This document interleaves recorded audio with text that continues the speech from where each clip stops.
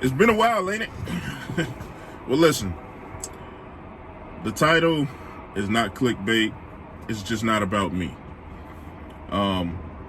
As you know, if you've been working in the LTL world or any industry in the trucking field right now, you probably noticed that freight has been slow.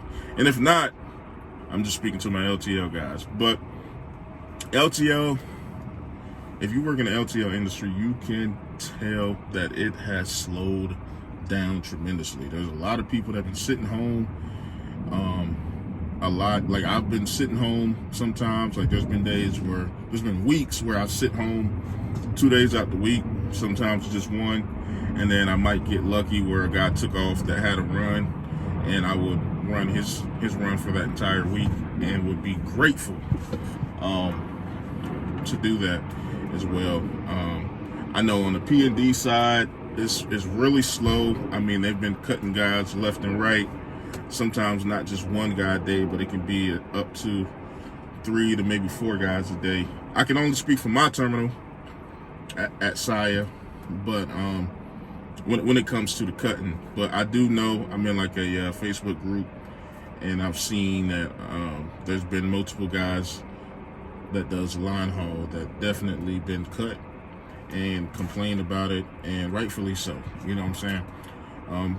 But I have heard about FedEx Freight furloughing drivers. Not sure exactly what that means. I know it's not a complete layoff, but it's layoff-ish, if you know what I mean.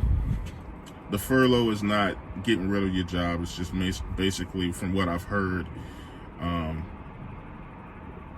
you don't have a job, or you're just not going to be able to come to work for about 60, 80, 90 days. I've heard a bunch of different numbers. I don't work at FedEx Freight, so I don't know. But I've allegedly heard a bunch of different numbers that came to mind. But I'm going to say this. If you're driving and they call you and they offer you work, man, just get up and take it. Right now, with everything being slow, just be grateful that you got a job. For those that have a job, for those that's working in Saya, you know what I mean? You know, sometimes you can sleep the entire day just to find out that they're not going to put you on a schedule. So, you know, if you sleep the entire day and they call you at a random time at a night, 11, midnight, stuff like that, you know, just do it. Don't play the pride game, because at the end of the day, the only person that's going to be hurting is you. So when that work does come available, take it. I know some guys have been talking about leaving. But even when it comes to that, I heard it's hard to leave as far as trying to find jobs that they might be hiring, but they might not have the work. Because, for example, there's a guy that worked here that left, and I don't know him personally, but he knows one of the guys here. And the guy was basically just saying, you know, he left. He worked 1 full week over there for training. They cut him out. They cut him loose. He worked 1 day. And then they told him they didn't need him anymore for the rest of that week. So he's back sitting home, and he left. He took a pay cut to leave. It's not in the LTL industry. He's an older guy. He was just, I really don't know, because I don't know him. But he took a job not in the LTL industry. He took like a $600-700 pay cut from what I heard. And now he's sitting at home. So he took a pay cut, and he's still sitting at home, and it's just like,